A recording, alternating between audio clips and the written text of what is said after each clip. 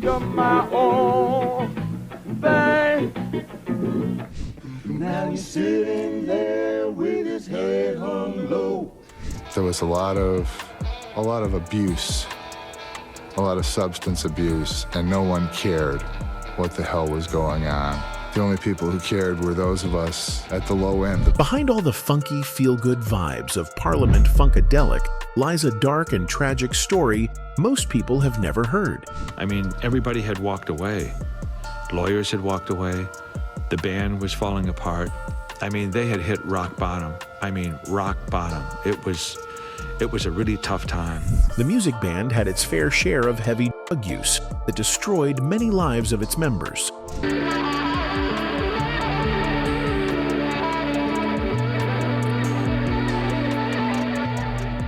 Not just that, there were endless lawsuit situations that deflected their path.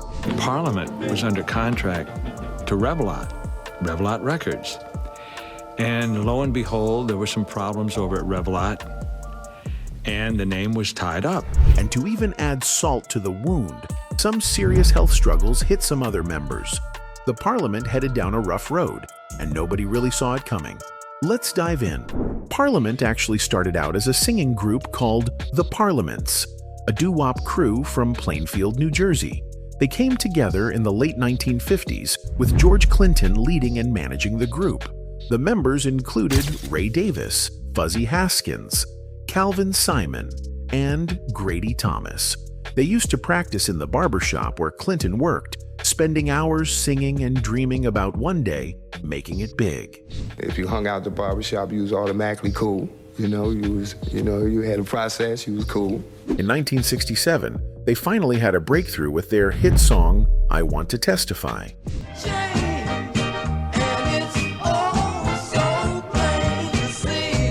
The track blew up, and Clinton saw an opportunity to expand.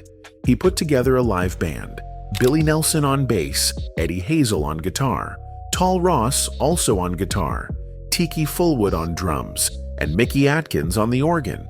The new setup took their music to another level, and their live shows started getting more attention with all those instruments and energy on stage.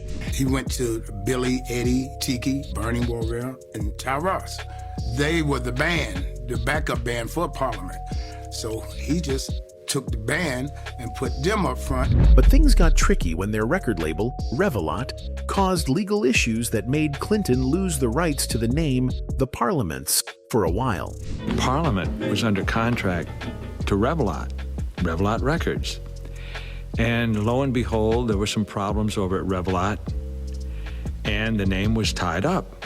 Instead of stopping, he got creative and formed a new band called Funkadelic.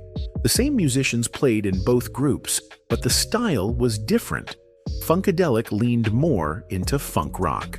By 1970, Clinton brought back the Parliament name, still with the same crew. Now, he was running two groups at once, Parliament and Funkadelic. Both played funk, but in their own ways. Parliament had a smoother, more soulful sound, while Funkadelic had a rough, trippy vibe. Throughout the 1970s, both bands blew up, dropping classic albums like Maggot Brain and One Nation Under a Groove.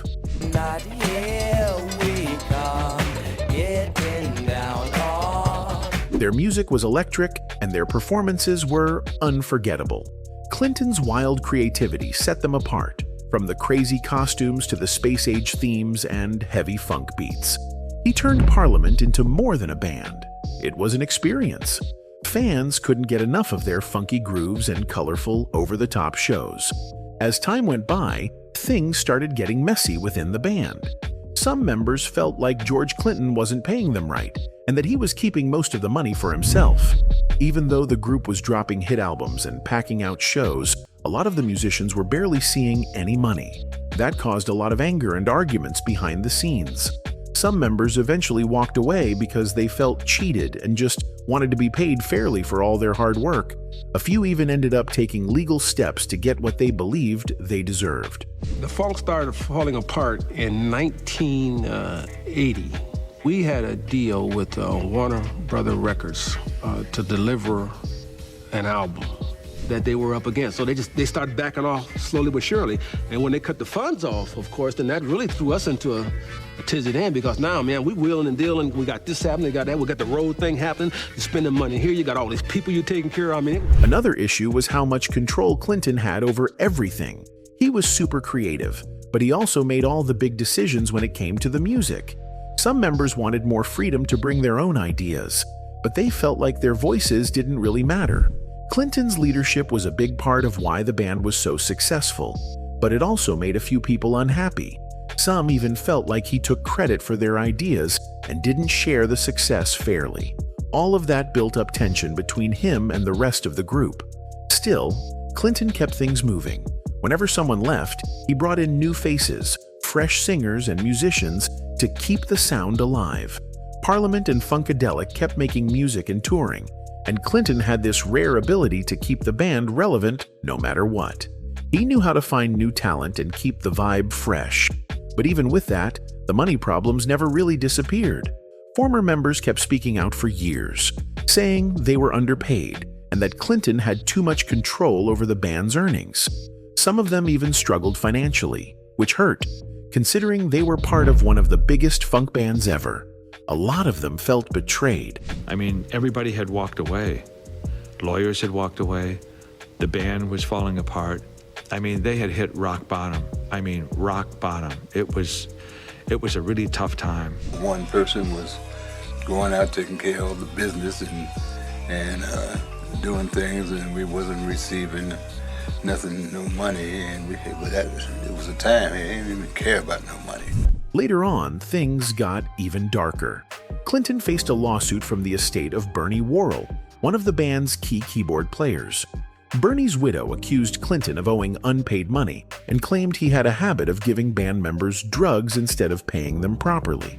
She said they made a deal back in 1976 to share royalties, but Clinton didn't stick to it. The lawsuit also claimed he kept most of the money from record sales and concerts while handing out drugs to keep people quiet. According to her, Clinton used drugs to control the band, offering them freely until some members got hooked. Many of them later struggled with addiction, and sadly, some never recovered. A few even lost their lives because of it. Did you even hear about that recent lawsuit against, I think it was Funkadelic versus George Clinton? One of the band members' widow is suing him. I'm very plugged in. It's Bernie's widow. A documentary called Tear the Roof Off, the untold story of Parliament-Funkadelic, also touched on the heavy drug use that went on in the band. Some members claimed George Clinton would actually give them drugs and then deduct the cost from their paychecks. Grady Thomas even said Clinton used to walk around offering people drugs, using his long fingernail to hand them out. According to Bernie Worrell's widow, this was how Clinton kept control over everyone, by making them depend on him instead of paying them what they earned. The lawsuit against him painted a dark picture of his leadership, saying the drug culture around him destroyed lives. Many band members ended up battling addiction for years, and some never made it out.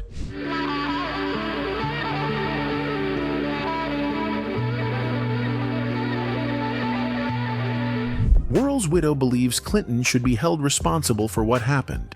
But that's not the only time George's name has shown up in court. Clinton actually came out on top in a defamation lawsuit that was filed against him in Los Angeles.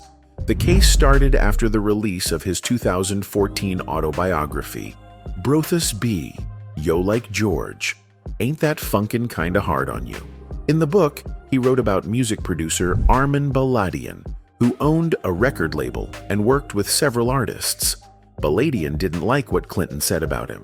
Clinton accused him of stealing songs, faking documents, and changing agreements without permission. Baladian said those claims damaged his reputation, so he sued Clinton for defamation. But to win a defamation case, you've got to prove the statements were false, harmful, and made out of negligence or malice. After a 2-week trial, a jury in LA sided with Clinton. They decided that the 20 statements in the book were either true or just Clinton's opinions. And since opinions aren't considered defamation, Clinton won. They banned it right after that. They banned the book? Yeah, I just not too long ago went to court, won the case. Now the book is back out. His lawyer, Jordan Sussman, said the verdict was a big win for free speech. He argued that people should be allowed to tell their own stories, even if others don't like what they say. He added that Clinton had no reason to believe anything in the book was false. After the trial, Clinton said he was happy with the outcome and promised to keep speaking the truth, especially about artists who had lost ownership of their music. He believed the music industry had taken advantage of too many musicians, and he wanted to shed light on that. Interestingly, Clinton and Baladian had clashed in court before. Clinton had once accused Baladian of wrongfully claiming ownership of some of his biggest hits, including Atomic Dog, One Nation Under a Groove, and We Want the Funk Tear the Roof Off the Sucker. Clinton said Baladian had altered contracts and refused to pay artists fairly. In 1994, a judge ruled that Clinton had never signed one of the key documents Baladian used to claim ownership. Then, in 1995, Baladian admitted that he had changed the wording of a 1982 contract and even added more songs to it later, saying he had the right to do so under a power of attorney Clinton's team didn't buy it. During the recent trial, Clinton's lawyers showed old court rulings and testimonies from Baladian's former employees, who confirmed that he had indeed altered agreements after artists had already signed them. That evidence turned the case around, and in the end, the jury once again sided with George Clinton. Over the years, Parliament-Funkadelic went through a lot of changes. Members came and went, but some of the most important ones joined in the early 1970s. Bernie Worrell, a crazy talented keyboard player, came on board in 1970. Gary Scheider, a smooth singer and guitarist, joined a year later. Then in 1972, Bootsy Collins, the legendary bassist from James Brown's band, joined the crew too. As time went on, more singers and musicians joined the mix, adding to that big, wild P-Funk family. That really prepared the foundation was Bernie Worrell, which was the keyboard player, George, Eddie, myself, as far as P-Funk. George Clinton officially brought back Parliament in 1974 after signing a deal with Casablanca Records. He added a horn section called the Horny Horns, also made up of musicians who used to play with James Brown. Parliament's sound became smoother, packed with soulful vocals and horn arrangements, while Funkadelic leaned heavier into that funky guitar-driven rock sound. Even though they were technically separate, both bands performed together under the big name Parliament-Funkadelic, or simply P-Funk. Clinton's growing collective of funk artists became huge. One of the standout members was Glenn Goins, an incredible singer with a strong, soulful voice. He was known for calling in the mothership during their live shows, a huge part of their stage act that fans went crazy for. His vocals were all over classics like Mothership Connection, and he also sang on Funkadelic tracks like Bop Gun, Endangered Species, and Fantasy is Reality. His voice had that deep, powerful tone that made those songs unforgettable. Sadly, in 1977, Goins left the group because of issues with Clinton's management.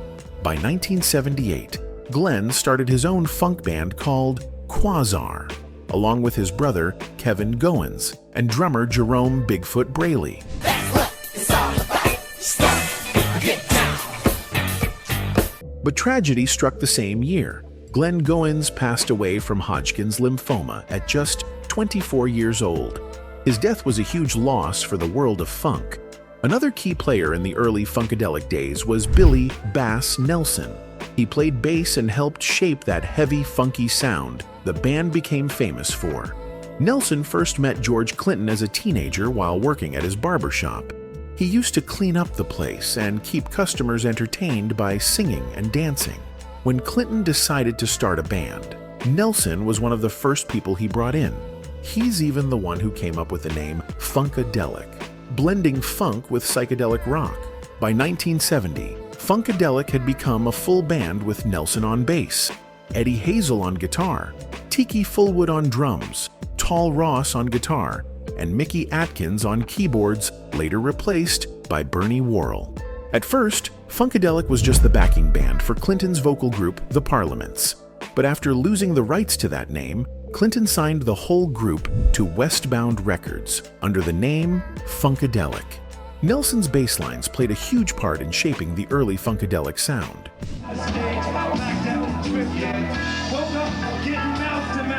He was all over their first 3 albums, Funkadelic, Free Your Mind, and Your A Will Follow, 1970, and Maggot Brain. His groovy, deep bass gave their songs that rich, hypnotic vibe fans loved. But by late 1971, Nelson left the band after a money dispute with Clinton, becoming the first of many members to leave over financial issues.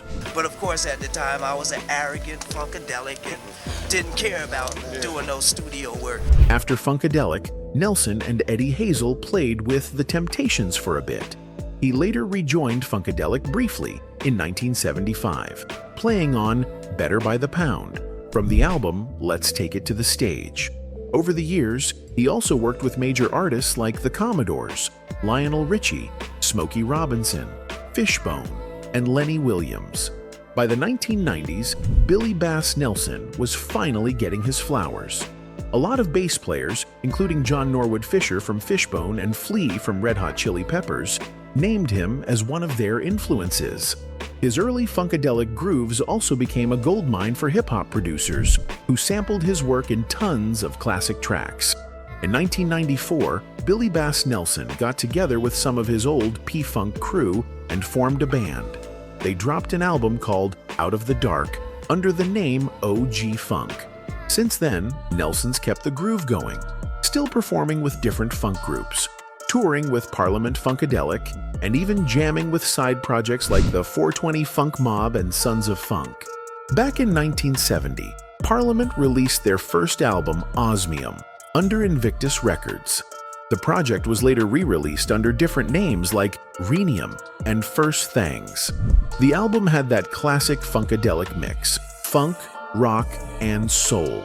And one of the standout tracks, The Breakdown, climbed up to number 30 on the R&B charts in 1971. When George Clinton brought back the Parliament name, things really started to move. They dropped up for the downstroke, and it did pretty well.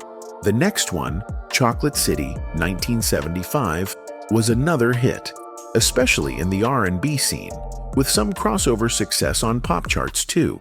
But it was Mothership Connection in 1975 that really made Parliament a household name.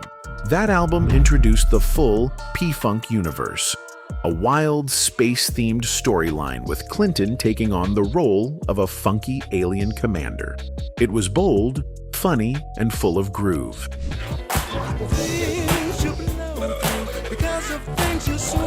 They kept the fire going with more albums like The Clones of Dr. Funkenstein, 1976, Funkadelic vs. The Placebo Syndrome, 1977, and Motor Booty Affair, 1978. Each one brought more hits, like Flashlight in 77 and Aqua Boogie in 1978. Around that same time, Funkadelic was also dropping heavy records, and both bands were basically running the funk game.